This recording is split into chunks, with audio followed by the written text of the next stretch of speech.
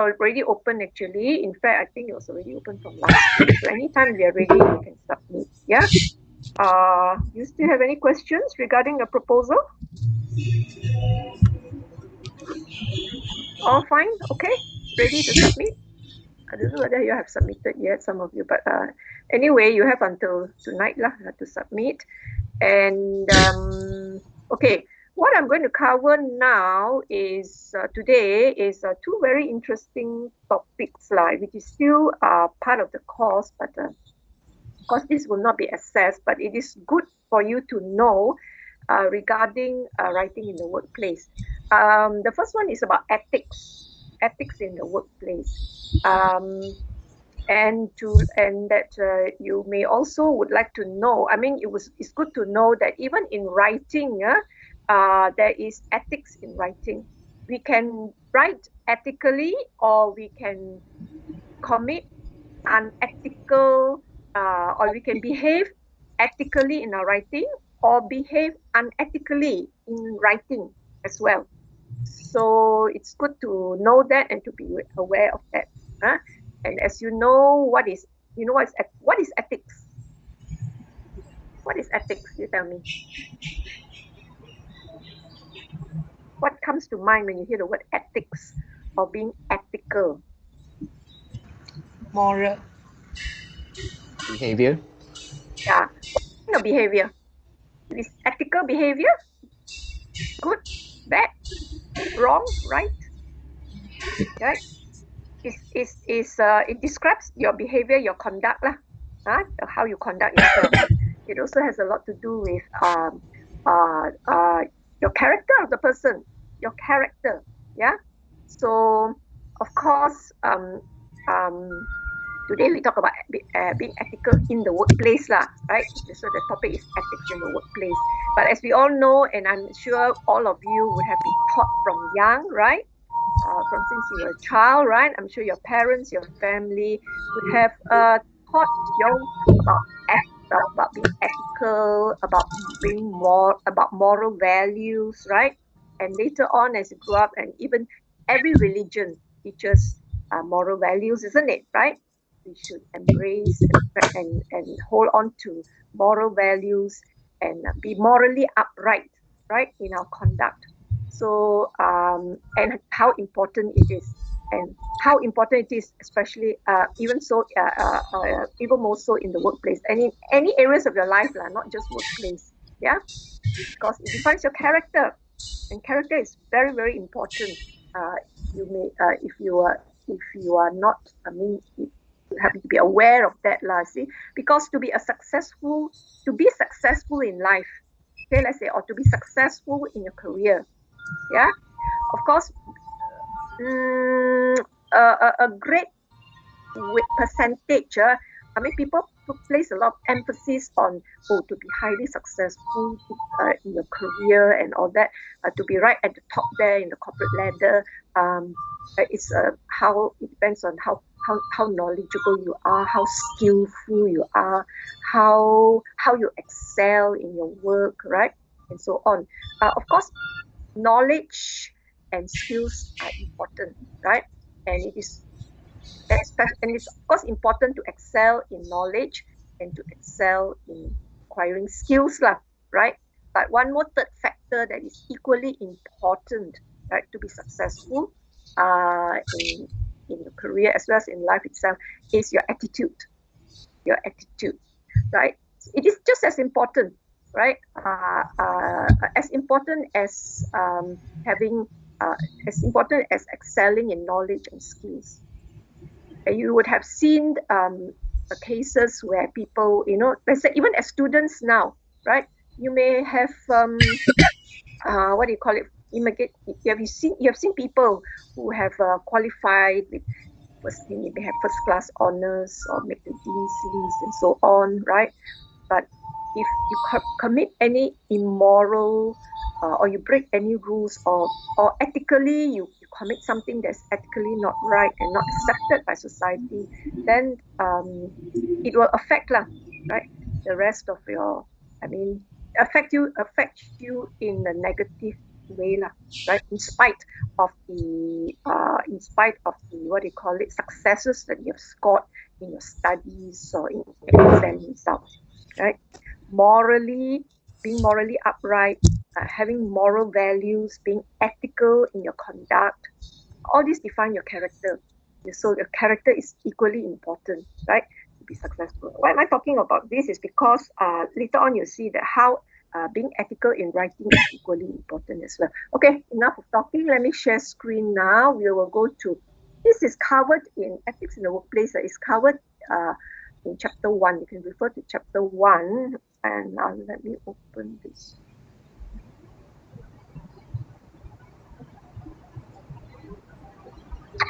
Okay. Right. Ethics in the workplace. All right. And we are going to specifically talking about ethical writing, writing ethically on the job. Yeah, writing ethically on the job. In fact, this means that actually we can behave ethically in our writing, or we can also behave unethically in our writing. Yeah, not just in the workplace, even as students also, right? And I mean, I'm sure you would have realized, or you can give one good example. How do we behave unethically in our writing, right? One typical example is what? Can you give me the example? How do, let's say, as students, what is one of the examples of being unethical in our writing? Anyone? Something that you have been stressing on over the last few weeks? An example of unethical writing? Anyone? Plagiarism. Exactly. Plagiarism is one clear example of what you mean by behaving unethically in our writing, right? As students. Okay, before this, let us just look at ethics in general, right? Ethics in the workplace in general. Let's look at examples of unethical behavior in the workplace. Yeah. So I put up some pictures here. I'm sure you can I mean, you will know what they relate to. Right? For example, what is this man doing? He's adjusting the, I mean, we're talking about like scenarios in the workplace, lah, right? Adjusting the clock. So probably this relates to what?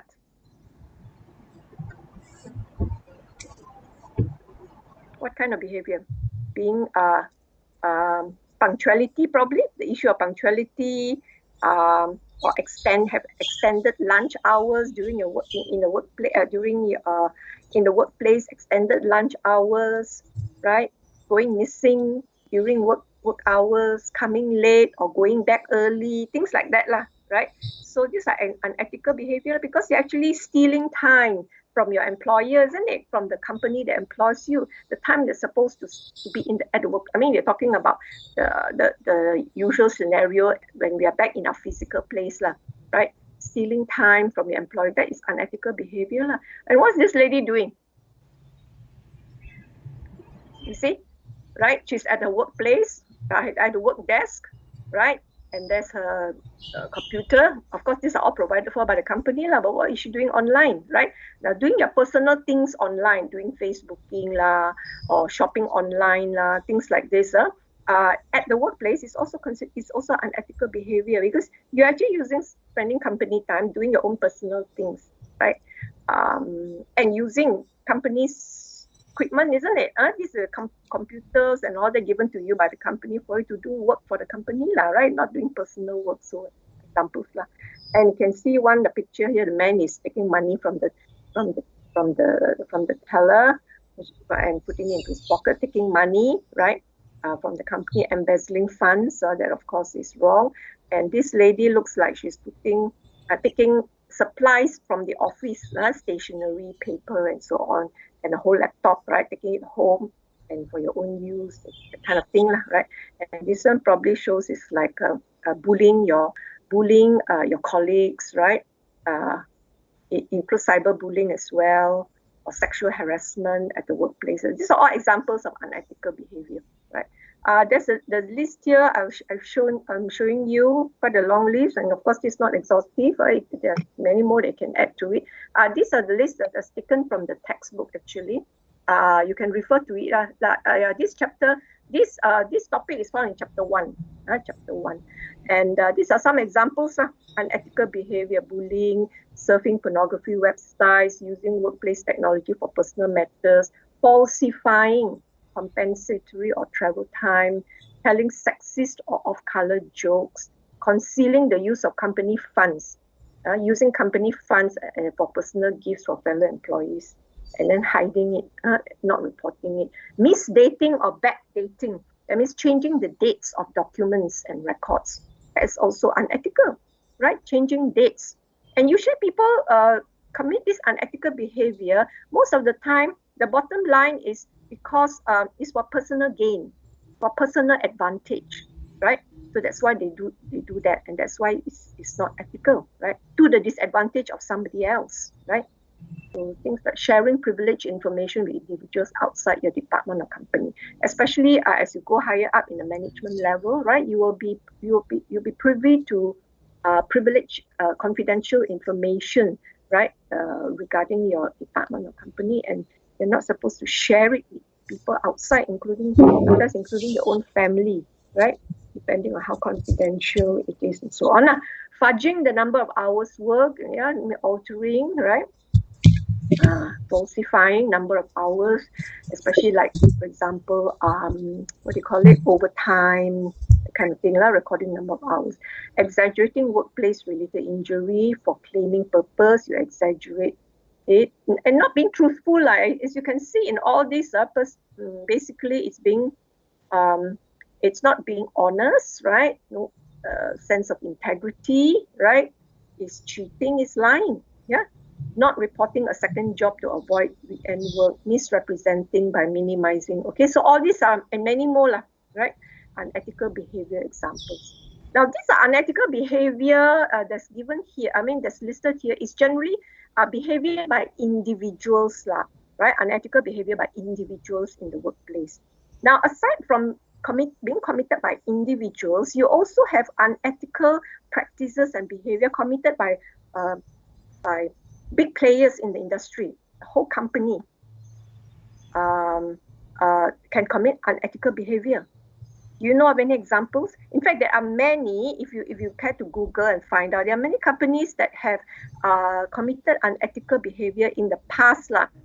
You will have read it in the news. For example, there was one time where Samsung phone, I don't know, Samsung 7 or whatever, exploded, or it was because of some unethical behavior they wanted to hide from the public, and then finally the phone that was sold was faulty, right? So things like that. And in fact, and cars also, if you can remember, I think it was a Honda car where the airbags, was faulty, and they hid the information from the general public. So the cars were sold and found that, and there were a few deaths that were caused because of this malfunction of the airbags. Yeah. So the unethical behavior was the management knew about these faulty airbags, but they hid the information from the public, and they continued to sell the cars. And then in the end, it hit back at them, right? So the many cars were recalled and all that, right? Can you name of one very recent unethical behavior by a large company here in Malaysia, nearer to home, committed by a local company, in fact, a very well-known local company, unethical behavior, and it's actually is related. We still read news about it. It's related to the pandemic, to the COVID pandemic. In fact, as recent as I think yesterday also, there was still news about it. Anyone?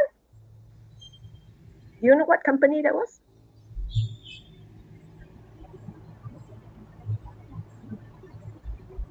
Anyone? Do you read the news?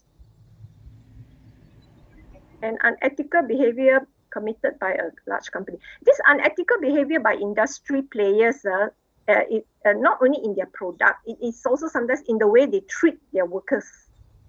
They treat their staff unethically. Anyone? Do you know which company I'm referring to? Here, nearer to home in Malaysia itself.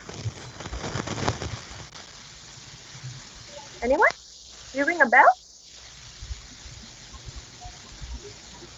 Nobody, yeah. The latest news, I mean, is in the news, in the recent news. What company was that, and what did the company commit?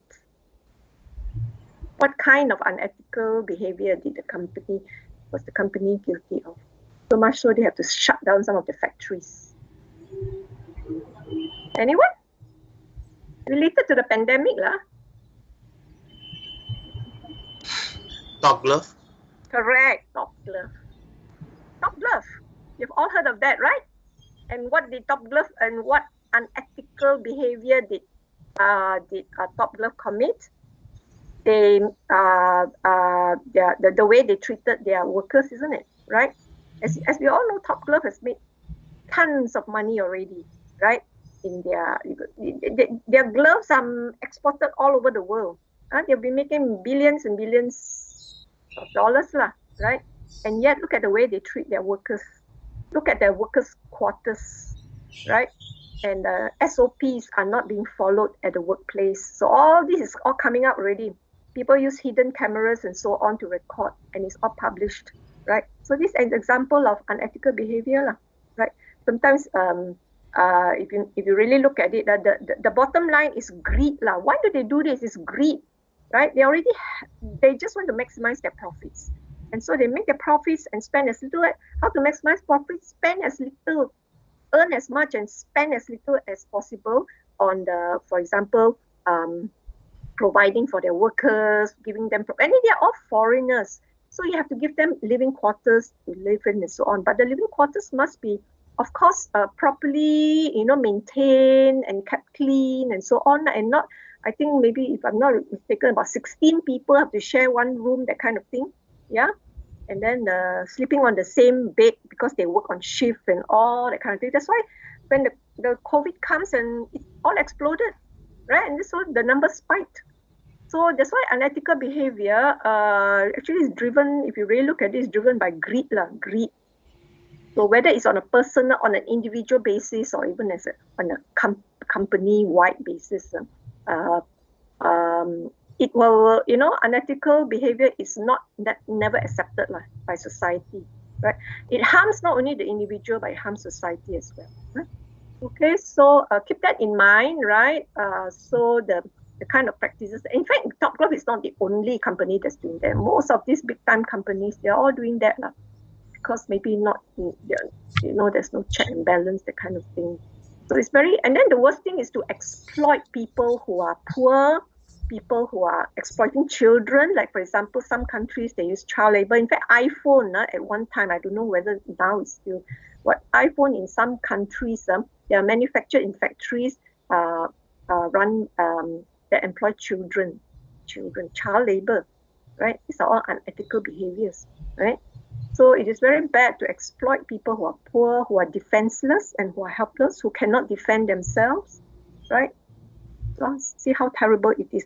Anyway, it's good, and it's good for you to be aware of all this, right? And the importance of being ethical in following the rules and law, follow the laws, and being ethical in our behavior, in our conduct, both at work and also in personal life, because it will affect society as a whole. And anyway, you all, you are the future leaders, right? You are going to be graduates very soon, and then you are the future leaders. You are the ones who, well, you have a role to play, right? And you're aware of all this, to be able to collectively, right, ensure that ethical requirements are held up, right, at the workplace and in any area of our lives, yeah. Okay, so these are on page 22 in your textbook. The kind of ethical requirements that are required on the job, right? So be professionally competent, of course lah. That one speaks about the knowledge, your qualifications lah, right? Of course, when you're hired for a job, then ensure that you're qualified, do it, you have the right qualification in terms of education, experience, skills, and so on lah. Okay, and then the rest of it, like being honest, maintaining confidentiality, being loyal, being respectful, follow chain of command, respect your employer, not just your employer, but co-workers, right? Customers, vendors, right? Subordinates, right? Research and document your work carefully, right? Maintain accurate and up-to-date records. Make sure that your records and your information are up-to-date and accurate, error-free. The information that you provide is accurate. These are just some of them also. If you notice, I think it's only number 1 only refers to knowledge and skills, right? The rest of it all mainly with regard to the attitude of the person. Yeah. So see how important it is. And I'm sure you have also read, like I said, people who are highly qualified in their field, but yet if they commit anything unethical, it could spell the end of the career. Yeah. Not that long ago, there was this lecturer in NUS, National University of Singapore, a law lecturer, I think a professor or something like that. And I'm sure he's definitely highly qualified, right, to be able to be to work as a law lecturer in NUS. But he was sacked because of unethical behavior with one of his students, right? So there you are. That's the end of his career. I mean, how is he going to apply for another job, another lecturer job, this kind of things, yeah. So yeah, be aware of this, right? The importance of ethical values and moral values that we should uphold. Okay, right.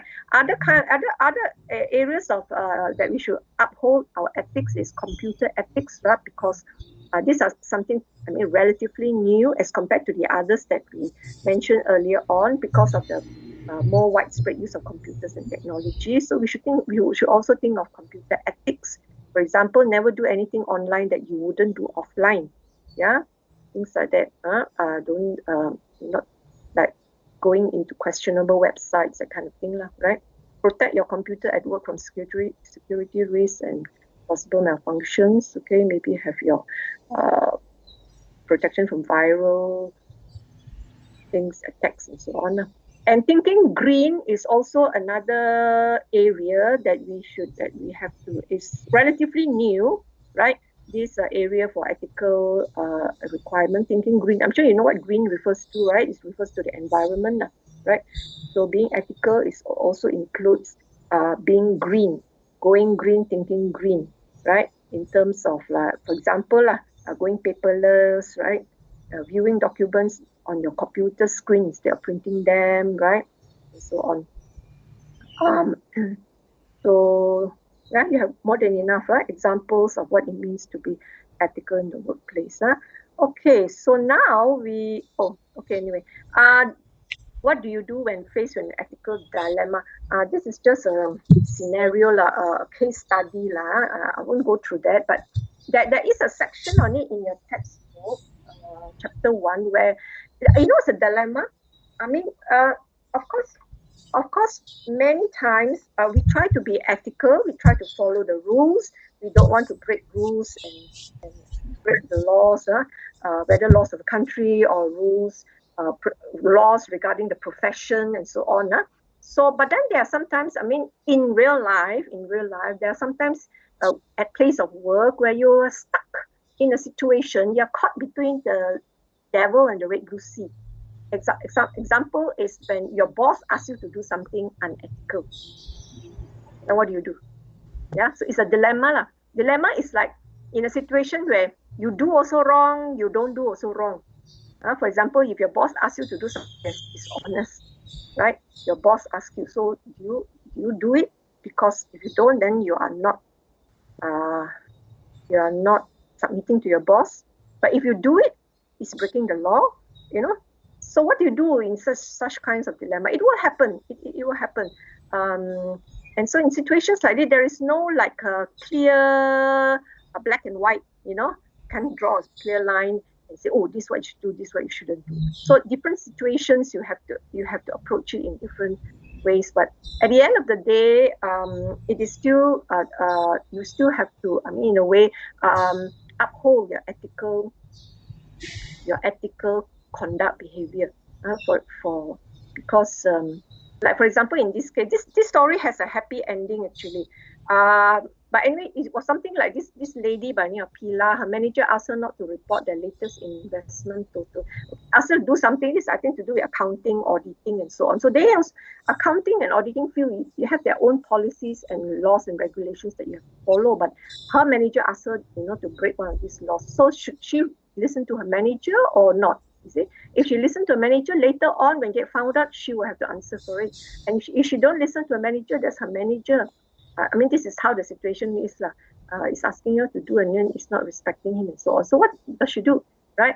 So if you read up some of this, what would you do? So you're in dilemma. So there are ways of going about it. So anyway, I just go through this very quickly. Probably there are certain questions that you need to ask if you are in this lady's shoe, right? Are my actions legal? Yeah, you step back, you ask yourself questions, and then you examine, see the pros and cons and so on. And then finally, what did she do? She managed to talk to her manager and explained, right, that she's not comfortable doing what he asked her to do. And so finally, they work out the best way. So this is a happy ending to this story, right? But not all stories have happy endings. So whatever it is, the bottom line is maintain your ethical stand. In any kind of situation, maintain an ethical stand. Well, if worst come to worst, if you have to quit and resign, so be it, right? Rather than commit something that is totally wrong, against the law, because it's not only your boss will get into trouble later on, you yourself also will get into trouble, and it may affect the future of your career, things like that. So, okay. So you can read up some of these examples of scenarios and case studies in your textbook in page chapter 1. Okay. All right. So now we are going on to the writing aspect. Okay. What do you mean by writing ethically and what do you mean by writing unethically, right? And like what you mentioned earlier on, right? One clear example of unethical writing, which you all should be very aware of by now, is plagiarism. And there are more than just plagiarism, more than that example. So we'll look at a few other examples. So it says here, your writing as well as your behavior must be ethical, not just behavior, but your writing as well, right? That means in your writing, to be ethical, it means basically this, right? Being accurate, being reliable, being fair in your writing. Yeah, because in your writing, as you can see by now, your writing can influence people, influence readers. That's why you write to convince, to persuade, to influence. So if you write in such a way that you want to influence them to be on your side, for example, let's say a reporter wants to write in such a way to influence people to be on their side. They can twist and turn their words, right? Hold back certain information, misquote certain quotation, misquote, misrepresent, falsify the facts and data, change the numbers. Okay? These are ways of being unethical in your writing, right? We look at some few examples. So unethical writers are usually guilty of one or more of the three: misquotation, misrepresentation, manipulation, manipulate the data. Yeah, we look at some of these. Okay, what do you mean by misquotation? So, and sometimes if you learned a critical reading, when you read, especially reports, especially newspaper reports, right? You must learn to read with a critical eye, right? Because reporters themselves will want to write. Sometimes some reporters will want to influence their readers, especially like sometimes when you write about political issues, right? Sometimes how the reporter writes it, how the reporter reports it, can influence readers, right? So Okay, we'll look at some examples. Okay, as you mentioned, plagiarism is one clear example of unethical writing, right? And the plagiarism happens all over the world, actually, right? And you have seen, and it brings quite drastic consequences. If once you're caught committing that, right, it can bring quite very sad endings, right? For example, let's look at some of the newspaper headlines.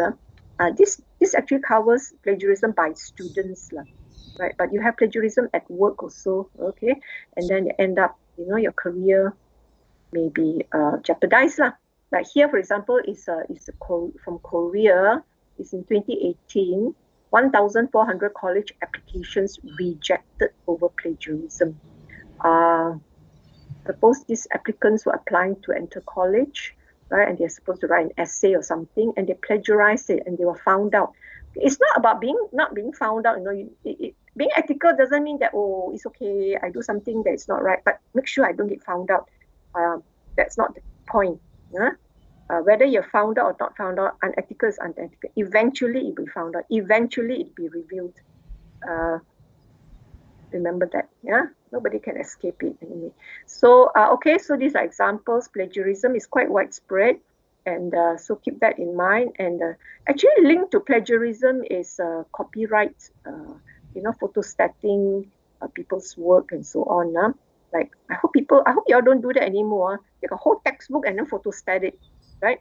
The textbook written so painstakingly by the author himself. He's supposed to earn royalty from the book. And here we have people taking a textbook and photostat. That is all wrong, right?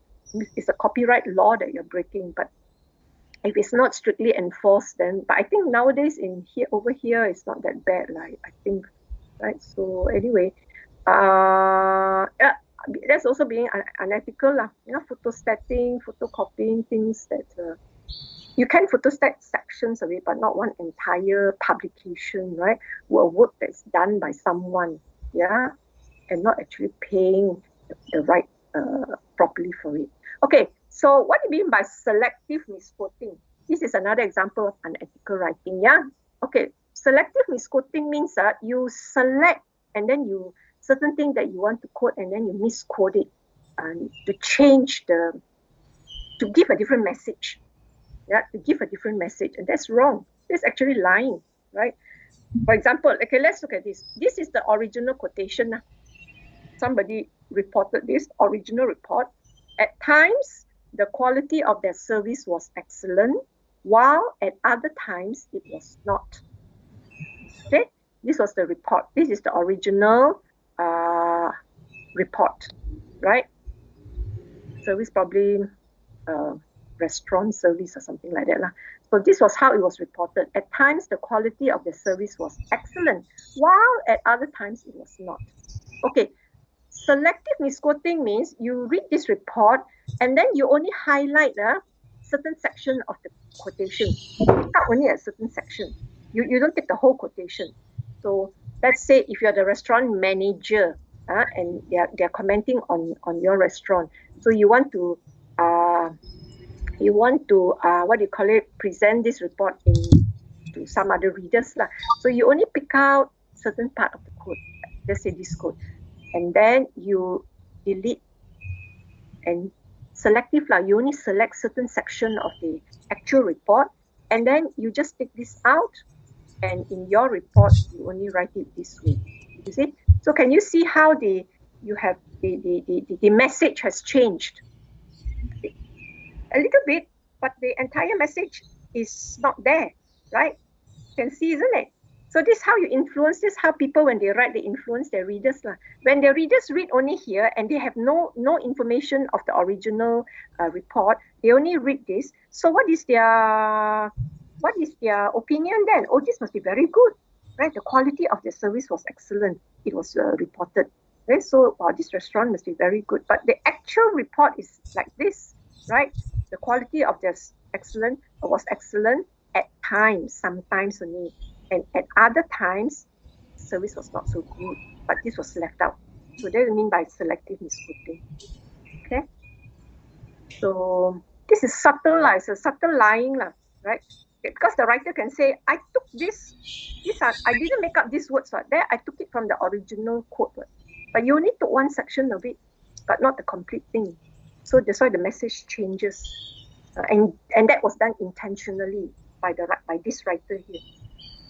And usually it's done because of a certain, purpose lah, want to mislead the readers. And usually you want to mislead readers is because you want, maybe for your own personal advantage, personal benefit, right? So that is unethical. Okay. All right, let's look at another example. So it's called selective misquoting. Yeah, exaggeration of numbers.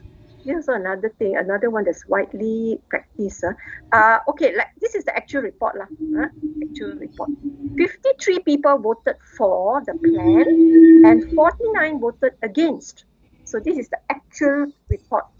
Actually, this is what happened. 53 voted for the plan, 49 voted against. If you really look at the number, 53 for, 49 against, it's quite close, isn't it? It's almost 50-50, isn't it? 50%, isn't it? Halfway is not let's say a group of people, only about 50% voted for, and the other 50% voted against, which is quite almost equal lah, right? But this is how it was reported by another reporter like this. A huge majority of people voted for the plan. See, a huge majority. Does this look like a huge majority? I mean, no doubt majority voted for, but was it a huge majority? If you look at the difference between the two numbers, they are quite close. It's 50-50, right? So by using words like this, play of words, majority, correct, yeah, majority, but it's not a huge majority, isn't it? Yeah. And then that's why in your, progress report, when you're reporting on your early results, when you just say majority of the students said this, always give the specific. Majority means, actually, you can put in number how many respondents said this, or give the percentage lah. If you have to give the percentage here, it's almost 50-50. Right? It's not a huge majority. Okay? So again, use exaggerating of numbers lah. Again, to mislead the readers and does not give the real picture, the correct picture, right? Okay. Omitting key information. Yeah, this is almost something like the first example where you select only certain information and you leave out others. This one is omitting, is leaving out key information. Okay, here's another, the original report. Although the TT model is the least expensive four-wheel drive, I think it's talking about a car. Although the TT model is the least expensive four-wheel drive, it is the most expensive to repair.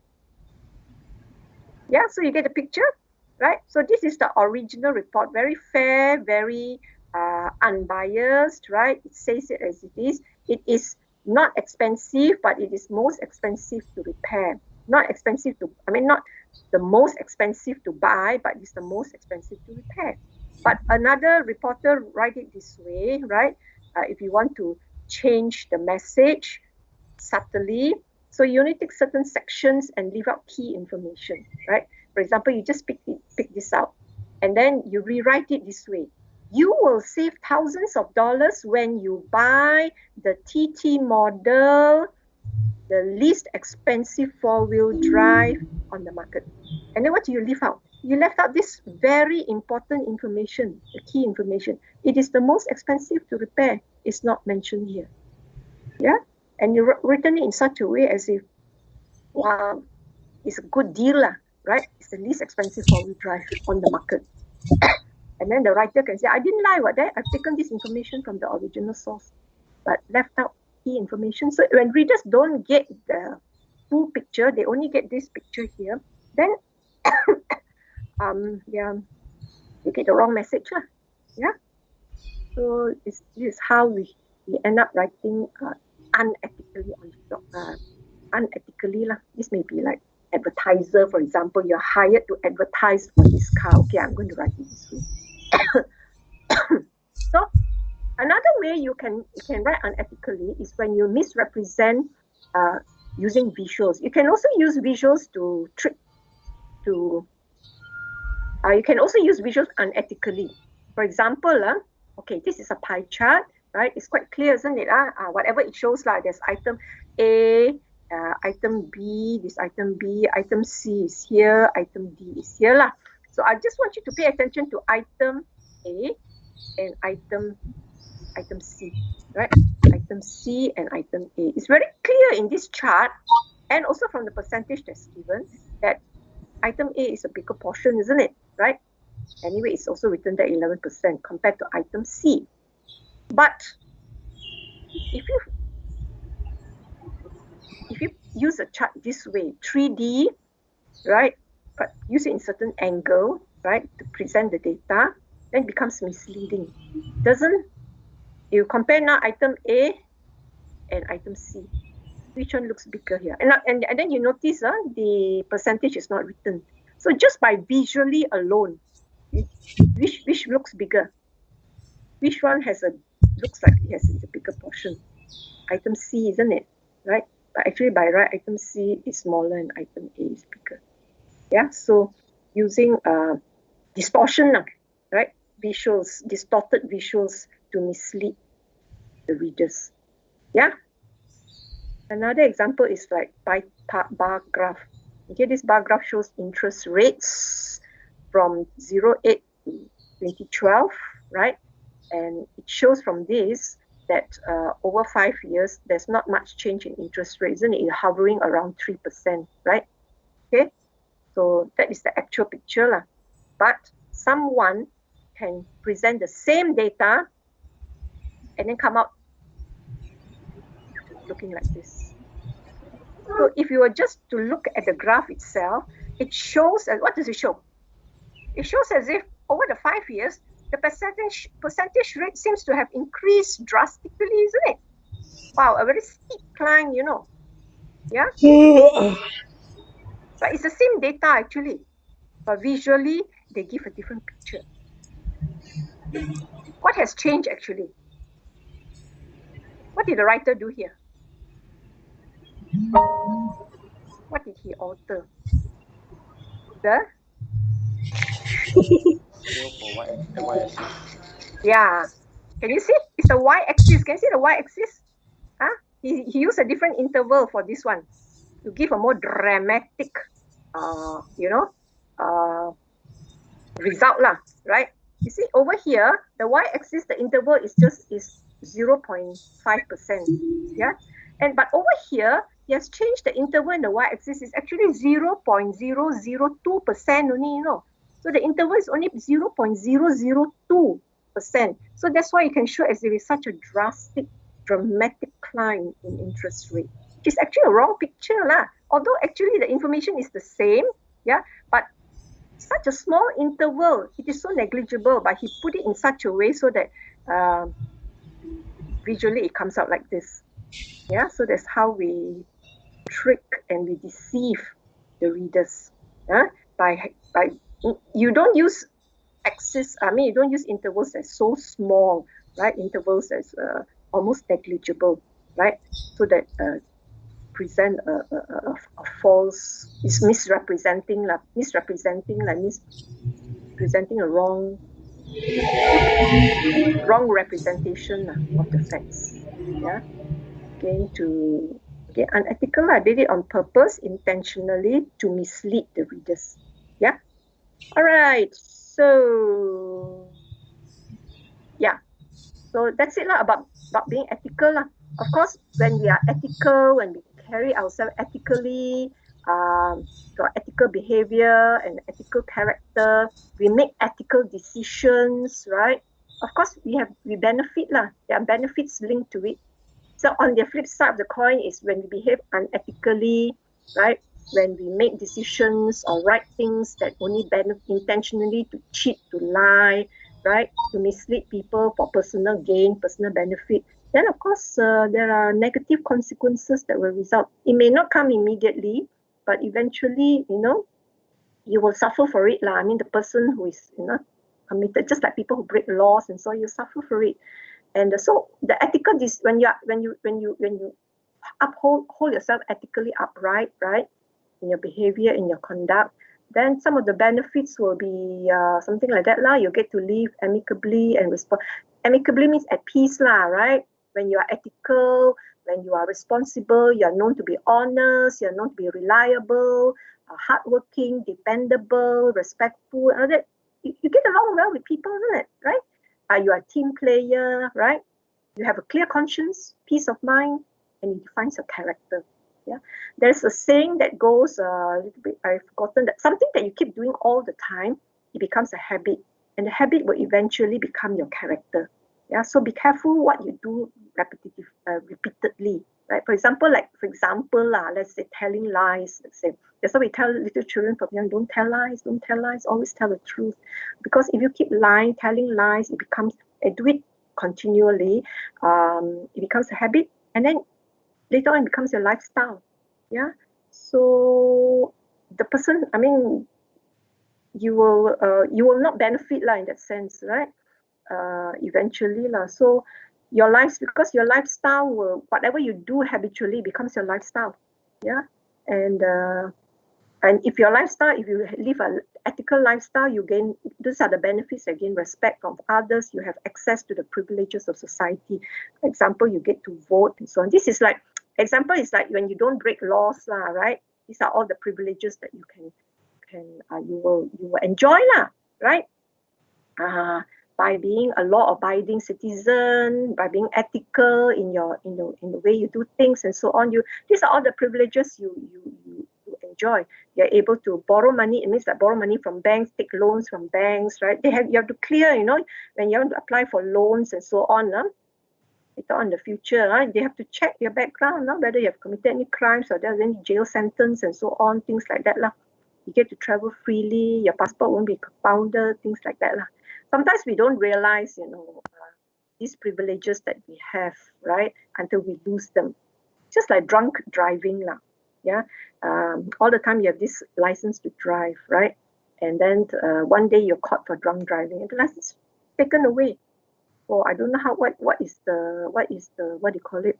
What is the punishment now? Is it for 3 years or 5 years? Your license will be suspended. So imagine suddenly the privilege that you have been enjoying and taking for granted, the ability to drive around freely on your own, is lost. Yeah. Okay. So that's it lah, right? So what we have covered is basically we're talking about ethics and about ethical writing lah, right, in this topic. All right, so that's it for this. Any questions? Any questions? Anybody? What time is it now? Remember to sign your attendance. Okay, we have a short break. Yeah. Then we come back about 5 o'clock, right? I think we can finish early today. I still have one more topic to cover based on your schedule. That's how, also equally important, how to get a job, how to write. In writing, communication, getting a job. Talking about writing resume, letter of application, things like that. Okay, so we'll talk about that later. So I'll see you in a while, right? You can come back at 5 o'clock. Okay, all right? Take a break. And any questions you want to ask regarding your proposal or that, you can just post it, right? Okay, so I'm going to leave now. I'll see you later. Okay.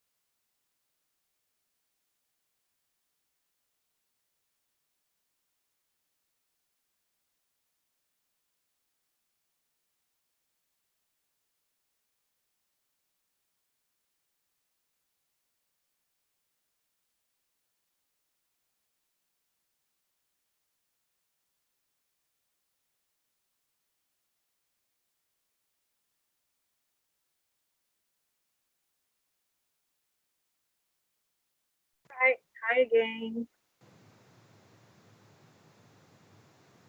Remember to sign in your attendance if you're in the class today, yeah? Because I saw a number not signed in. Right, let me go to share screen now.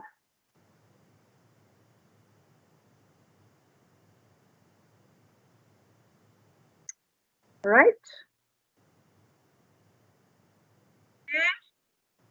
this will be the last final topic lah. Yeah, how to get a job. And this is, you can read it up actually in chapter 5 in your textbook. It's covered in chapter 5. Yeah, so like I said, this textbook that I hope you all have your textbook. It's a very, very good textbook. Please don't sell it, right? Even though you've come to the end of the course, keep it. You may think that it's only useful to you as long as this course lasts, lah, right? Once the course is over, no, you have no use for the book. Actually, no, wrong. You're wrong, right? You will find it to be very useful later on when you're actually working. Right? You need to do writing, you need to, like for example here, how to write letter application, how to write resume and so on. Although you say, yeah, I can get it from the internet and so on, but this book it's very well presented lah, and it's always keep it with you lah, don't sell it, or how much can you sell it for? Very, very good book, and a good reference book lah, that will help you in the not too distant future. Yeah.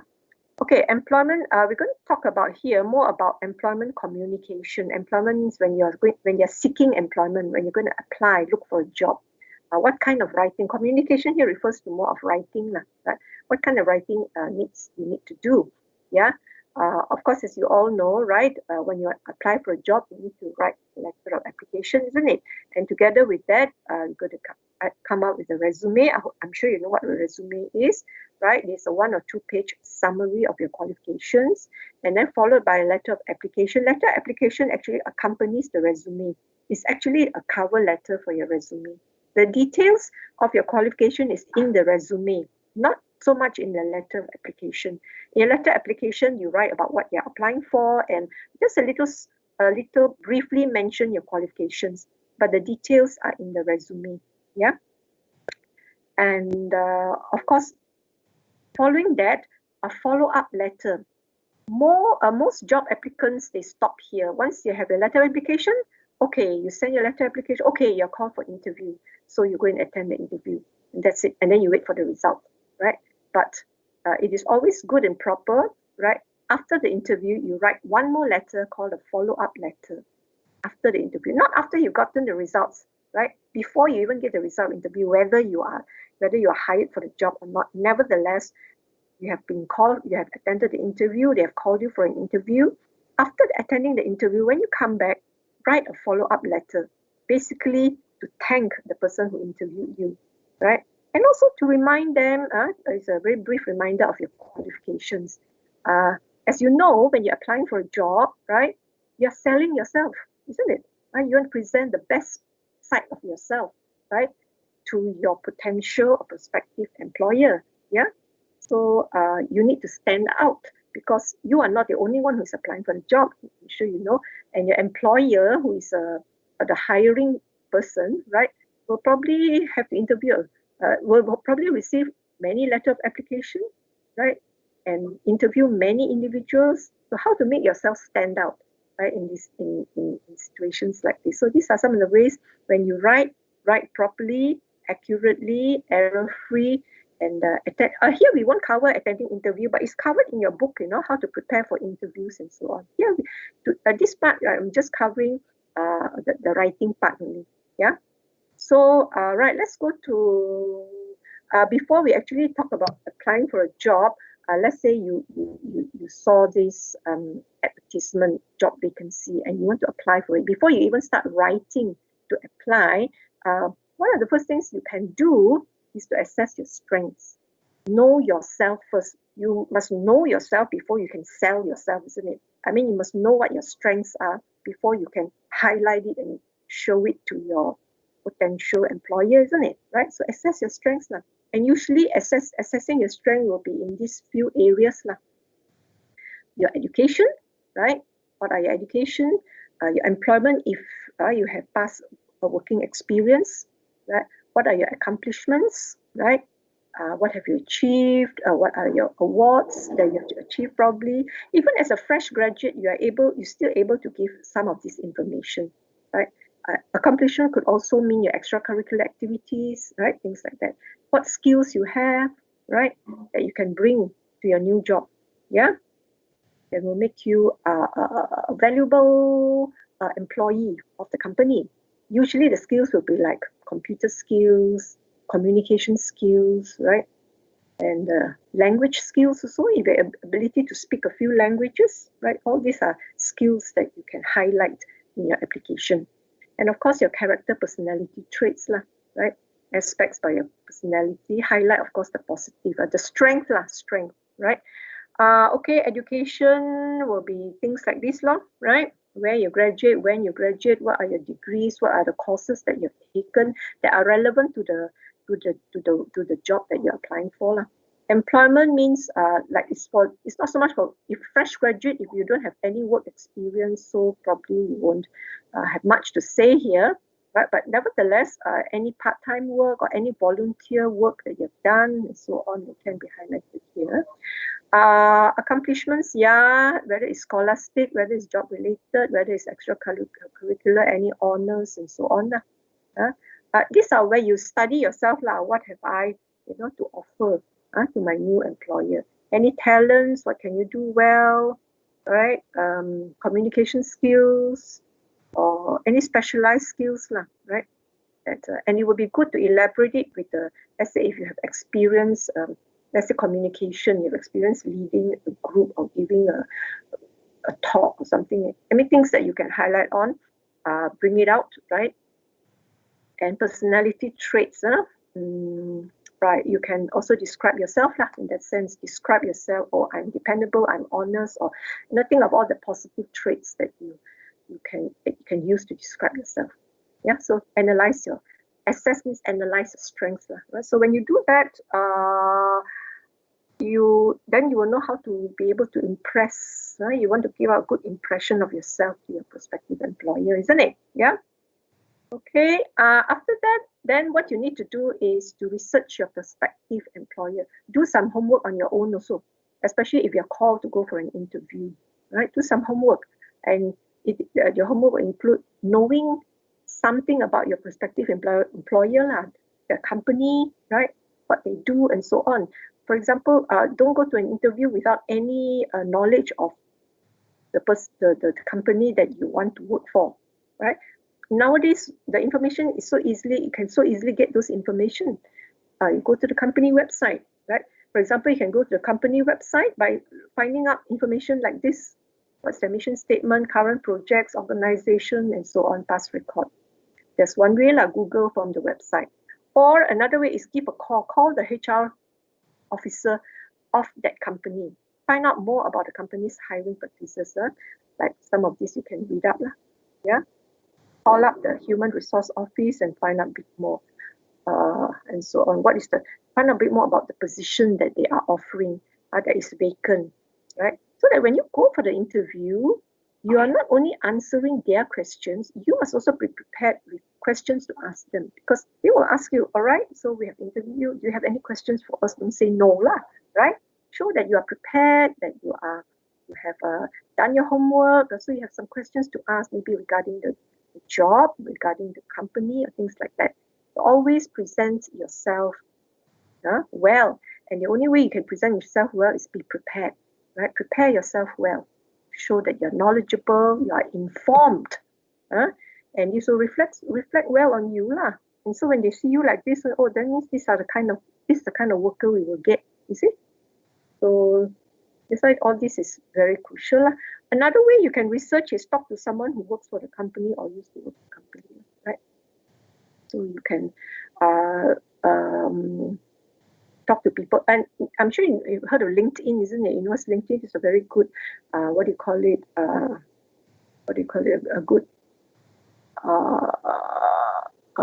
website that you can go to where people who are, in the job market, all those who are available in the job market and so on, and the previous jobs where they have worked. You can also connect through that. It's good for networking and connecting, isn't it? Right? You would know about that too. And there's a section on LinkedIn that you can read about, right, in chapter 5 in the textbook. All right. Oh, and after that, the third thing you can do is choose your references. You must have at least 2 references ready they are people who know you personally and who are ready and willing and prepared to be referred to lah. If their prospective employer want to ask them things about you, right? So they are a reference a person who knows you well enough to vouch for your skills and your character, right? You can make positive statements about your work performance and so on, right? There must be people who can, because all that you're saying about yourself in your letter is you write about yourself, your education, your work experience. In your letter application, in your resume, you write it yourself. So how will your prospective employer check that are this the truth or not?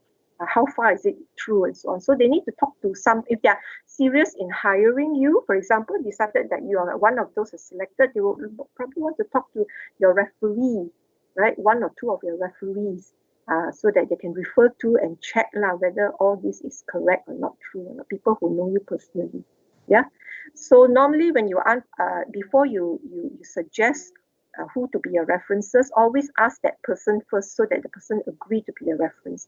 Usually your references will be if you have already worked and you're changing job midway in your career, your references will be your referee lah. Referee will be the best one will be somebody whom you have worked for lah, your previous boss in your previous workplace.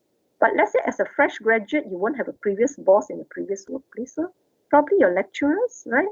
Your supervisors, your trainers or something, counselors, for example, they can be your references, people who know you personally. And you can state that in your resume or in your letter of application, their contact, their names and so on. And usually it has to be, usually it will be someone who is credible, right? Who is probably hold a responsible position in out there in the work in another company. It can even be, it doesn't have to be from a workplace, it can be maybe a president of an organization or club that you join, and the president of the organization or club can be a referee. Yeah.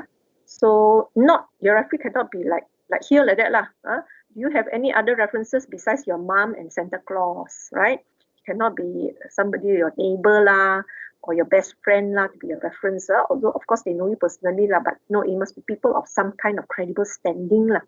Yeah, to be your references. All right.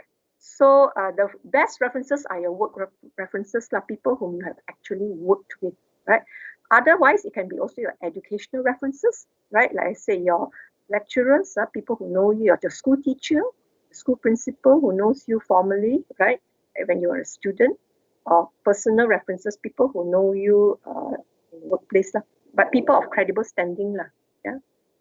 Okay, usually professionals that are normally supposedly to be of trustworthy character in society. Right. Consider employer's perspective. Of course, when you are applying for a job, right, put yourself in the employer's shoe. The employer needs to know what you have, isn't it? What you can bring to the company. So what will the employees look for? So like what was mentioned, you will need to know what is your education background, your personal professional integrity, that's your character, personality, all this. So where does the employer get this information? Of course, they get it from the resume that you write to them. Your resume, your letter of application, you will cover some of these areas. You give information on some of these areas, right? So when you write your resume and your letter of application together, right, is to the goal will be so that you create enough interest to be granted an interview. So once they receive this, they read through and say, okay, I'll call you for an interview. That will be your goal. Then you go for your interview, right? And of course, in your interview is that's where you convince and sell yourself, persuade them that you are the right candidate for the job. Yeah. And after the interview, you need to, like what was mentioned, you need to write one more is follow-up letter. Thank them for the time they've taken to interview you, despite whatever the result is. Yeah. Because it's for courtesy's sake, and also it reflects well on you, and it leaves a good impression, on your prospective hirer. They may not hire you now, but they may keep you in mind for another vacancy that may be available sometime in the future, things like that, yeah? So, right, so we're going to look at these three now, right? This example. Okay, before that, of course, one more thing you need to be very careful in your writing is that make sure you follow the standard employment protocol that is in your writing, as always, in any kinds of technical writing, make sure the format is right. For example, in this case, not too long, of your letter application, your resume, not too long, not run into pages, because these are busy people, I said, right? Only bring out the essential, important, key information, right? And not printed on colored paper, please. This kind of official writing, official document, always white paper. Yeah, not colored paper, not paper with designs and flowers and butterflies, that kind of thing. Okay, so a standard protocol, right? Official, very official and professional, always looking neat and professional in the writing that you in your resume, in your letter, when you communicate with them, right? I mean, this all refers to the writing, not smeared with ink. The print must not be too light, and then it's good to print on bonded heavy stiff paper, proper paper, right? Always giving a neat and professional image. And then when you go for your interview, of course, you yourself must be neat and professional also, yeah. And of course, must be error-free, right? In all your communication, written communication, error-free, please. Check. Not just the language and the content, but also all these typo error, punctuation error, and all that. Remember, your resume or your letter of application is not the only one that they receive. They receive, how many we don't know, it depends on the kind of job that you apply for, okay. So as soon as they spot some kind of typing errors, punctuation error, it will be cast aside your letter during the initial screening, straight away. Cannot this fella, because can't even send a letter that is free from spelling errors or punctuation errors. Punctuation are equally important, please, not just spelling only. Just a little comma, just a little full stop. Is it so important? Very important, right? So important that there's in US there's such a day called National Punctuation Day. National Punctuation Day, somewhere in September, something like that, right? To emphasize the importance of using punctuation correctly in writing, especially. Look at this. Okay, so look at this example. Let's eat grandma. Let's eat grandma. Yeah. Actually, what they mean is let's eat, grandma. Can you see the difference? See what happens here without a punctuation? That's not how we normally write in WhatsApp, Let's eat, grandma. Actually, you're calling grandma to join you to eat. But without the comma there, it reads like, let's eat, grandma. Are you going to eat, grandma? Right? Let's eat, grandma. But here is, let's eat, grandma. Means inviting grandma to come and eat together with you. Yeah? You're not going to eat your grandma. Yeah? So the importance of punctuation.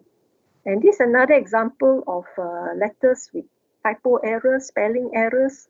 Look at, of course, this is a very extreme example, but you can imagine what kind of impression you give to your prospective employer when they read this, what's all this shit all over the place? Responsible for daily running of 3 telemarketing shifts, 9 a.m. to 1:30 morning, shit, 1:30 to 4:30 afternoon, shit, 6 p.m. to 9 p.m. evening, shit. Actually, what is the correct word here? What's the mistake made here? And can you imagine the same spelling error repeated throughout the message? It should be what? It should be what? Shift. Yeah, exactly. It's shift. 1 a.m. to 1:30 shift. You just drop one letter and it becomes a totally. So you can see, of course, I say this is one extreme example, but be careful, keep in mind, yeah. So check all your what before you send, right? And yeah, especially we tend to make mistakes in our spelling when we forget. We are so used to writing in BM that you forget certain words. The same word is used both in English and BM, but spelling is different. For example, let's say the word like photo, F-O-T-O. F-O-T-O is a Malay spelling, isn't it? Right? So if you keep using that without realizing it in your letter in English, then it shows badly, right, on the writer. Then it reflects the writer very careless, don't check his work. So that's why, please, so all these take into consideration. And okay, So we're going to look more in detail now at some examples at these three employment communication. So we start with the first one, resume. There's a difference between resume. The other one is what? We call it CV. Are you familiar? CV. Sometimes people use the word interchangeably. Resume or CV. Please send your CV, please send your resume. Actually, there's a slight difference. CV actually stands for curriculum vitae, right? That one is more detailed. You can run through into a few pages. Resume is more of a more condensed, right? It's normally just 1 or 2 page summary only of your qualifications. Whereas a CV is more detailed. It actually covers the whole course of the career, right? So here we're talking about resume. All right, so what is contained in the resume, like personal identification? Normally, it's just cover these 5 areas. The personal identification, that means your name, your contact details, your address, right? Of course, your education background, your work experience if you have, right? Your place where you work, what roles, what duty, what job titles you hold, your skills, and any achievement or honors activities. Okay, let's look at one example. There's one example here. If you look at this resume, right, as you can see, it's a typical example of a technical document, right? Technical document, and it's arranged very symmetrical. You can see it's very symmetrically arranged, right? Usually the name and your contact or your email is right in the middle, right? And the other details at the side. And then the rest is all subheadings, right? Headings, subheadings using special features like bold. And then the points can be listed as bulleted points, right? So, and so on. And consistently, see, consistent spacing, extra spacing in between sections, and quite a bit of white space so that it doesn't look cluttered, so that it's easy to read. Just like in any typical technical document. Like I said, people who read technical documents are busy people. They have no time to read slowly and enjoy what they are reading, right? They are not reading for entertainment, right, or for amusement. They are reading to get information, and they want to get this information as quickly and easily as possible. So, right. So, for example, okay, you can. These are some of the features that I can point out, right? I'm sure there are white space, so that enough margin. Remember we covered last week in document design, enough margin, white space, so that it's easy on the eye, right? Not so cluttered, and then single spacing, and then small font size, and so on. So that is not wise. And okay, so as you can see, you start with the objective, right? Objective is where you state the job position that's being offered. For example, he is from computer programmer in an industrial environment. You can use back the same words that appear in the advertisement, right? And of course, after that, you can list your qualifications, your education, where you studied, what courses you took, right? Work experience, where you worked, other experience, any volunteer work, and so on. Now, resume, there's no one exact format that you should follow, right? It depends. It can be organized according to chronological order, in terms of the most recent, and then after that more backward lah. Or you can arrange in order of if you're a fresh graduate, then usually you start with your education, information education at the top, the fresh graduate. If you have been working for, let's say, 10, 20, 15 years, so normally you will start with not your education, because education will be quite far back already, right? So probably your work experience comes, or your skills that you've acquired will be at the top here. Okay, so the arrangement, it varies, it changes according to the situation, according to the person, right, who's applying. So in this case, he has put his, but objective, normally you start with objective first, what job that you're applying for, let that be clear right at the top. Then the rest will follow, right? Okay, all right, so both, all these special features are bold facing, bullet points, any italicized or underline as and where it's relevant and it's functional. And symmetric, right? It's symmetric, right? The whole arrangement, it looks balanced, right? Not all skewed to one side. And position your name, normally it's in the center here and you're larger and it's bold faced, right? And then other things, like font size must be consistent throughout, right? And then the font type normally is this font type that we use. Okay. You can look at a few other examples in your textbook. For example, this by chronological order. This is arranged by chronological order. The name, of course, the details are all in the center here at the top, and start with that's the identification, right? And then, of course, your career objective. Here you state what position you are looking for.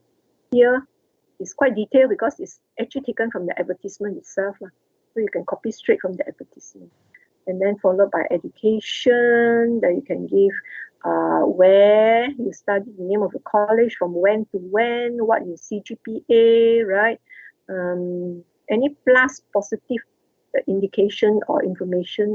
Major courses, you can list the major courses that are related to the job or relevant to the job that you're applying for. Then of course that will help, right? Minor courses, right? And then after that, followed by work experience.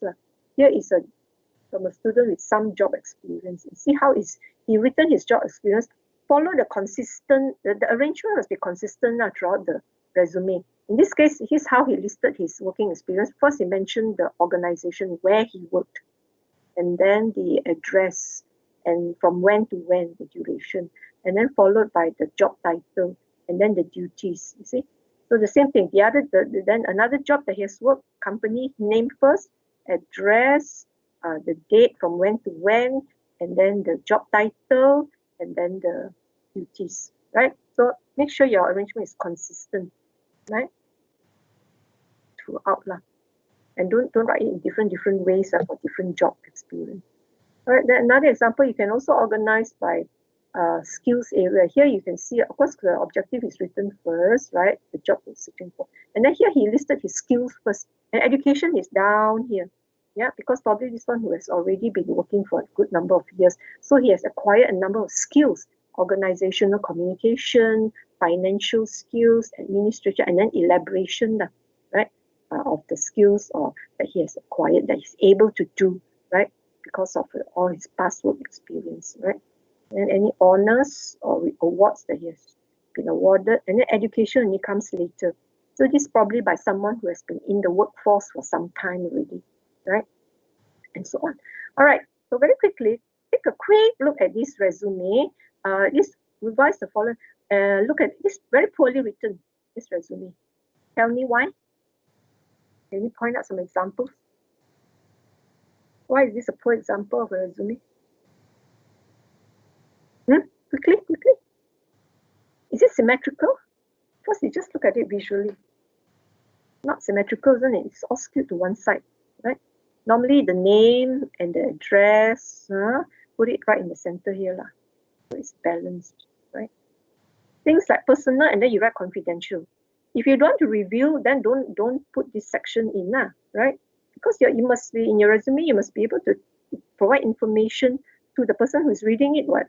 If you put confidential, then what for, right? So leave out this one. And then career objective. Look at how he describes: seek good paying position with progressive. Very vague. What position are you looking for? Good paying position. Very vague, isn't it? Right? Name the job position that you're looking for. Right? Is it there's a name to every job. There's a title to every job, right? So this is very vague. Be specific. Just like in any technical writing, be specific. Okay, education, will receive degree and so on, took necessary courses. You see all this are very vague, took necessary courses for major, very vague. What are the courses, right? It's not even listed at all. Resume, you can list your courses, but don't need to list your courses in the letter of application. Very vague, no specific details, right? Served on several student committees. Write down what are the student committees that you have served on. Don't say several, a few. Experience, none. And please do not highlight things that are that looks negative on you. Yeah, you say experience, none, except for numerous. Whatever it is, that means you have the experience. So don't put the word none there. So list down the experience, whether it's temporary, apprentice, write it down. Yeah. So don't write anything that is negative, so it doesn't reflect well, and it will spoil your chance, isn't it? Right? of getting the job, of getting hired. And hobbies, surfing the net, playing Nintendo. I mean, why you write this kind of hobbies here? It must be hobbies. I mean, not telling lies, but if the hobby you have, it's actually your hobby and it relates to, it's relevant to the job that you're applying for, then you can list it down. Otherwise, no need to list it down. So these are some of the reasons why it's not well written resume. Yeah? So think carefully, write your strength, highlight your strengths, right? Okay, and the language that you use in resume language, you don't need to write in full sentences. You don't write in paragraphs. Paragraph, full sentences, that is in your letter of application, the cover letter, right? That goes with your resume. So in resume, you can put in list. You can use phrases and sentence fragment. That means incomplete sentences. Okay. For example, if you want to, in your resume, you want to describe your work experience. Okay, so this is one example. You describe, use a verb, and then followed by the what is it that you're doing lah. So example, this person who writes his work experience, he has 2 work experience in this company and in this company. So this company, write the company's name first, follow the same. It's very consistent, his arrangement. Name of company first, then the dates from when to when. Always write the most recent at the top. And then after that, then only he describes his work. The job title first, then followed by the duties, right? And the duties is written by just a verb, and then what they do lah. Verb followed by what? For example, file, purchase order, assist, processing of what, conduct, equipment inventory, right? And then the same thing, same pattern that you follow, right? The other company, he worked as the job title first, marketing intern. What did he do? What are his duties? Designed and directed, coordinated, he's trained, and you know this is all in the past tense. This is still in the present tense. Why? Because this one is all in the past. It's no more working here. Here he's still working, so this one is in the present tense. Yeah. All right. Next, you describe skills. Okay. How you describe skills? Almost the same way as you describe work experience lah. Communication skills. Okay, you have communication skills. Give some example of what you have done. Some presented to a group of 30 people on what topic, for example. If you have had this experience, then write it down. Other skills you can just list out. Don't just say communication skills full stop. Computer skills full stop. Give a little bit of elaboration. Yeah. Including foreign languages, you can speak more than one language by all means. List it down. Yeah, and usually we use terms like conversational or fluent, right? Usually we use fluent. Conversational means not so fluent. Fluent is the highest level. Fluent means you're able to read, to write, and to speak well in that language, right? Conversational means it's usually you're just able to converse in that language. So it is a lower level of competence in that language. So any languages, foreign languages, maybe you have studied some foreign languages in the university, then it's more likely it's conversational.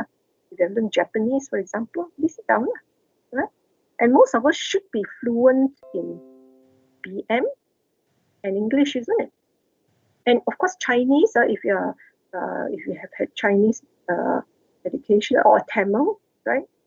So yeah, list down all the your abilities lah.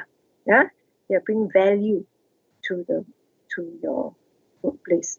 Okay, okay, these are some of the skills just for your information.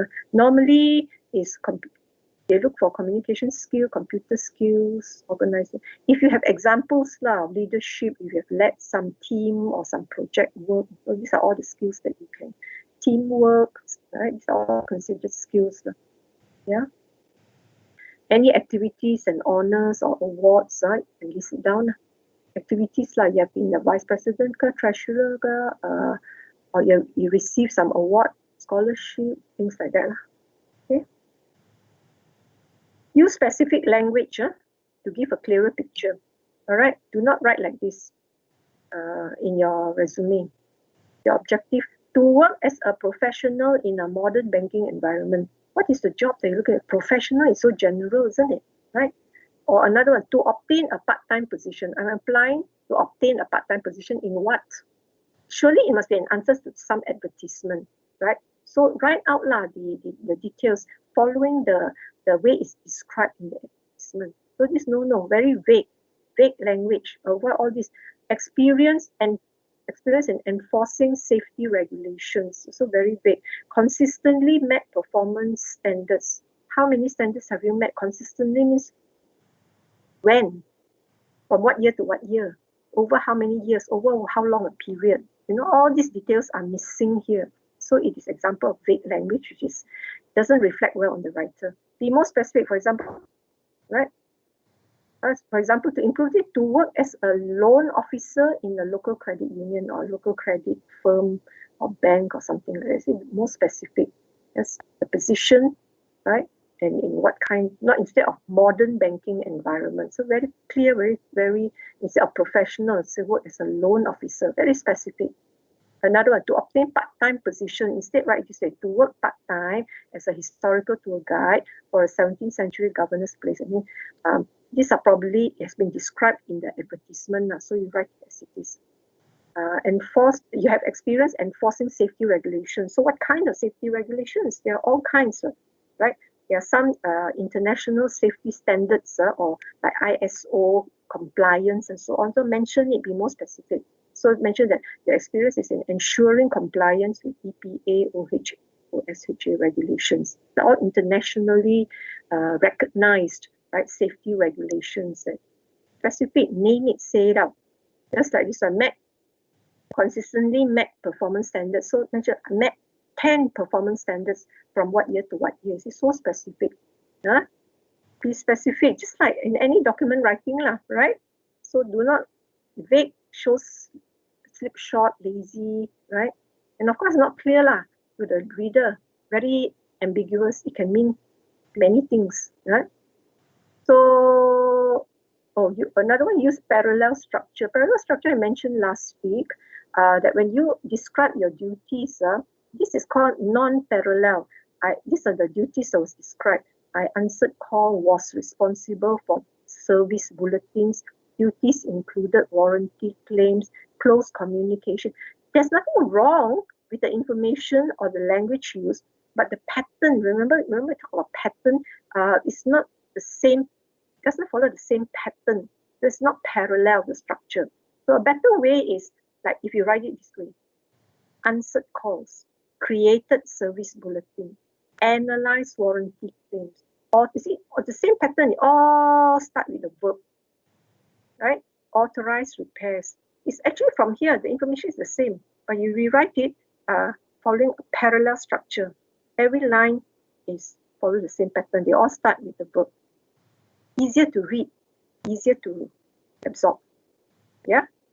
Okay, so keep that in mind. Another one is being consistent is the consistency in arranging your information. For example, you talk about employment history means work experience. This is how this person wrote. He write the date first, the duration first, and then followed by the role, right? And then followed by the school, the place, the location. Okay, the date, the work history means his past experience as a referee, where, and then when, what role, what job title, and where. See, it's consistent. Or another way of arranging your work history is in this, like how this person wrote. You write the duration, 2010 until present, administrator, IT administrator, that's the role, that's the name of the company, and main duty, and then followed by a description of his main duty. Yeah, here don't have explanation of main duties. Okay, see, the next job also same. The date, the duration of his employment in as this role in this company, and then doing what? Okay? Consistent by using parallel structure. All same pattern, follow the same pattern. Yeah. All right, a little bit more tips. Avoid writing vague yourself. Again, don't say I was a high school senior with good grades Just what grades What is your CGPA and all that? Be specific. Don't be vague. Avoid accomplishments that have nothing to do with your future career goal. Yeah, for example, this is an award. Let's say you win a beauty contest, for example. If it's not relevant to the job that you're applying, let's say you're applying to be a lecturer, no need to tell them you want a beauty contest unless of course you want to apply to join a modeling agency or something like that. All right. So write something that is whatever that your competition, and if you won and all that, something that's relevant to what job that you are applying for. Yeah. Another one, be specific again. Don't say won award for best art. What is that? What is that competition? Won excellent award for artwork, and then from when to when? Must be also very important to have the information of the details. When do you win such a? Well, it could be 20 years ago, isn't it? Of course, people want the most recent, up-to-date information. Another one, help customer, also very vague. So say exactly like what you did, using numbers, figures, facts, right, to strengthen your case. Make sure that whatever information you give detailed, sufficiently detailed, so it carries weight.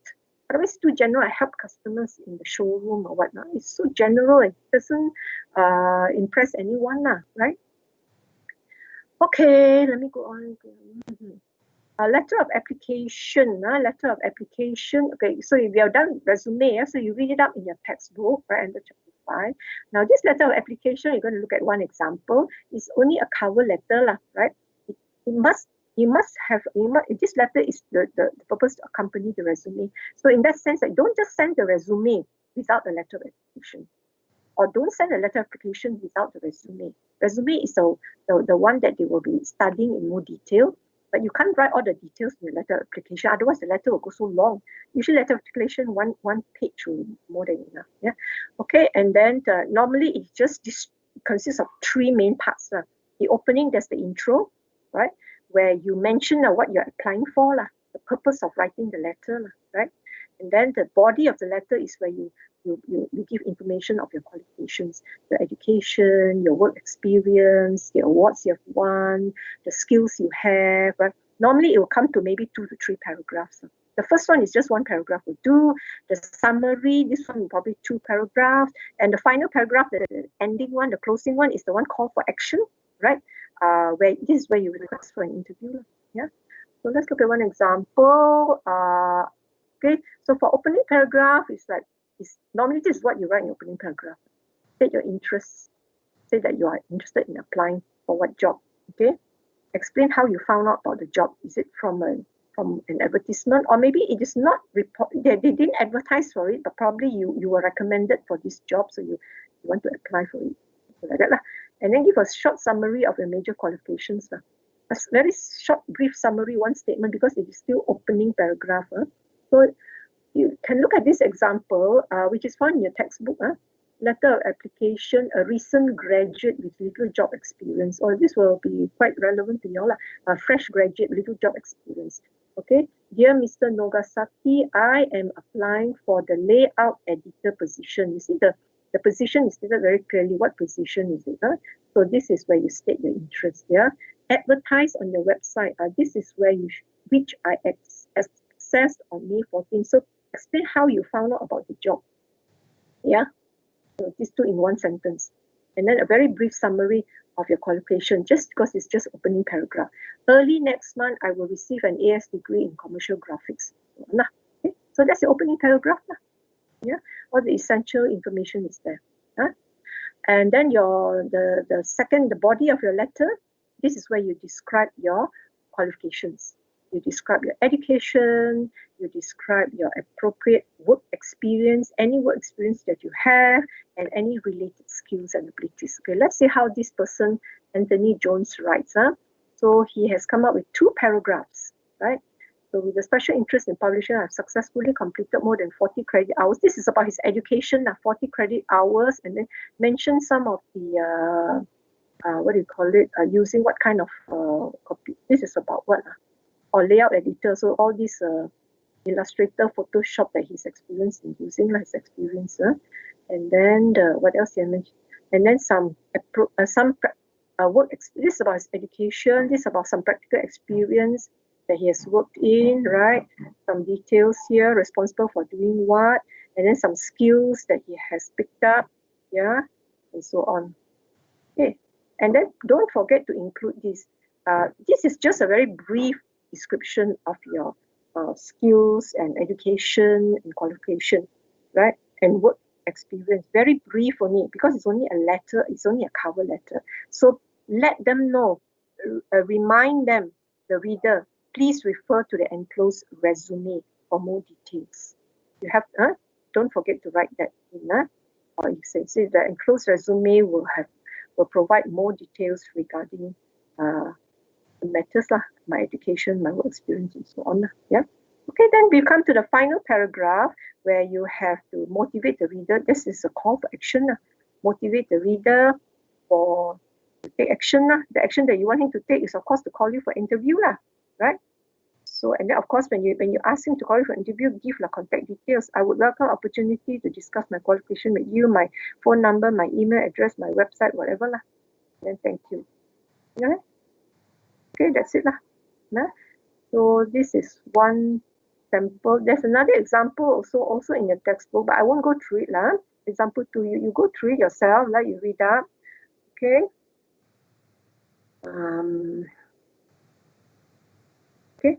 So let's look at this cover letter, and you tell me very quickly what is wrong with this cover letter.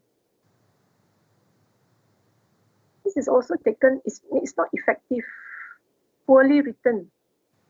It's actually part of a question. Actually, you're supposed to rewrite it and make it more appropriate. Let's look at the beginning. Dear sir, I am writing to ask you if your company will consider me for the position you announced online recently. Even the first line is already out. I mean, the first line is already ineffective. Why?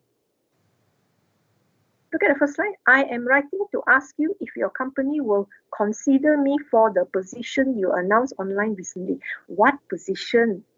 Announced online recently when? With details, no details, so vague, so general. Yeah.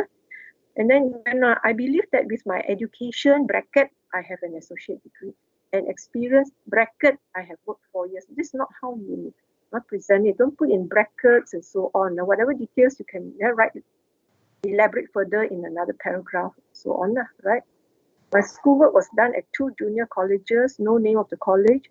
I took more than enough courses in business management. Don't say more than enough. How many courses do you take? Specify it lah. Don't say I took more than enough. I took the maximum number of courses.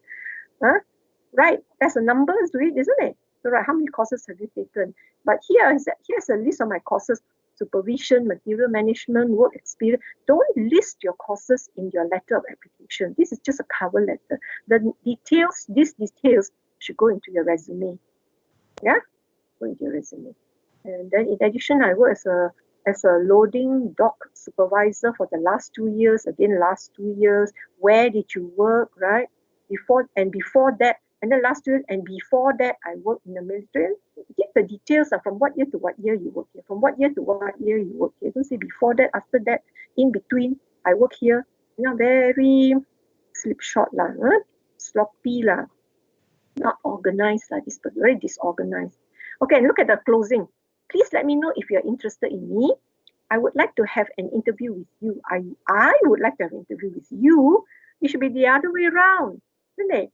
I would appreciate if you would call me for an interview, not I would like to. I mean, you are the applicant now. When you say I would like to have an interview with you at the earliest possible date, just give a date if there's any, or at any time. If it's any time is suitable for you, then you just write any time. Since there are some other firms also interested in me, wow. Don't write this. Right? Don't tell the person that your prospective employer, I have other people who are also interested in hiring me. You don't say that, right? Okay. So these are examples you can look at and see how these are reasons why it's poorly written. So the good examples, see just now the 2 examples that was in your textbook. Yeah. Finally, the follow-up letter, right? So thank the employer. The main purpose of writing a follow-up letter is, of course, to thank the employer. This right after the interview, not 2 weeks after the interview, right after the interview, as soon as you can. Write a short follow-up letter, just thank you for courtesy's sake, right? And also because it has a purpose also so they're able to remind the employer and explain again, so as to repeat to the employer and to convince him the reason why you are the right candidate, isn't it? Like I said, okay, this is an example. It's also from your textbook, yeah. But I think you need to stand out. You need to sell yourself, right? Because probably he would have been interviewing 20 people in one day, yeah. So how would you be able to stand out? Yeah. So this is one way by reminding, by being professional and so on. Okay, so thank the employer. So this is how this person wrote. Dear Mr. Fukura, I enjoyed talking with you last Wednesday and learning more about the position and so on, right? Or you can just say thank you for the interview last Wednesday. Give a date, right? At your company or at whatever name of the company. It was especially helpful to take a tour of the plant. So yeah, remind employer of something positive maybe he has taken you on a tour. If there's none, then of course you don't say right? And then here is important, explain again why you are the best. Remind him, as you noted in the interview, my training has prepared me to operate the equipment that this global tech has, and so on, right? And then express your interest in joining. This is actually asking to send something like here. Thank you again for interviewing me. Please let me know if you have any other questions, right? And I look forward to hearing from you. Even though you're expressing your interest, but don't show that you're so desperate. Don't beg for the job or please, I hope with all my heart that you will give me the job. It's nothing of that. Be professional, thank them, and please let me know if you have any other questions, and I will look forward to hearing from you. Understood already that you're still interested in being hired. Okay? All right, so now we are done. We have done resume, letter of application, and follow-up letter. Yeah, so that's it. We have come to the end. Let me close this. Right. Any questions? You're still here? Any questions? Also quiet. You're here, not here. Well, anyway, yeah, okay, good. Well, one person is here. I hope you all have found this course useful, right? And actually, it is a very, I hope you found the content of it useful. You may not find, find it exceptionally useful, except to pass the course and pass your test and so on. But later on in the workplace, right, you find that all this awareness that have been raised regarding writing in the workplace, you will find that it's very useful. And at least you will realize one thing that writing has a big part to play in the workplace. Right? So don't just think that writing is only for the school student or for university student where you have to write assignments and so on, right? In the workplace, writing is a big part actually. And in fact, the higher you go up in the corporate ladder, the more writing you're required to do. Yeah. So as usual, it is a skill. Writing is a skill that can be acquired through practice, constant practice. So you need to, in terms of especially the language, the command of the language, right? And of course, content-wise, you can read up You can read up to get the knowledge on what to write on and so on. But language-wise, how to express yourself and all those things, it is through practice. And of course, most importantly, through reading, right? So let me emphasize again, right? Please read, read, read, read. Read anything you can get your hands on, right? Books, articles, right?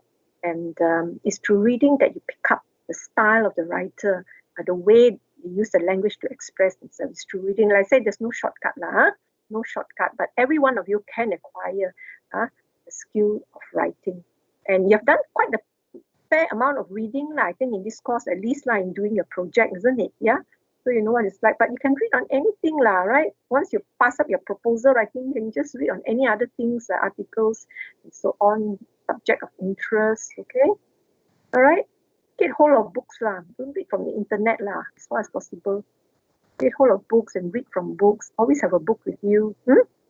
And I think that's about it, right? So anyway, yeah, anything? Oh, if nothing, then anything?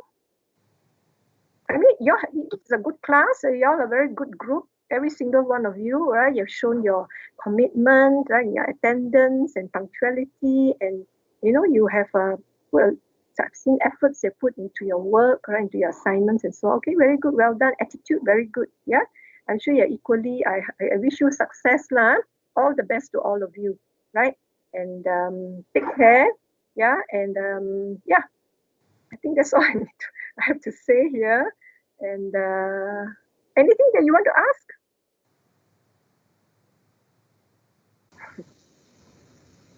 Yes. If nothing, then okay. So I say thank you to all of you, right? And all the best, yeah? And take care, everyone. Okay? So I think you also will have your assignments. You have major exams. Do you have major I mean, do you have final exam in some of your courses? Yes. Yes, right? Your final exams, especially in your core subjects, right? Yeah. So I suppose you need time to spend on that. So I think you all can go off now, lah. All right.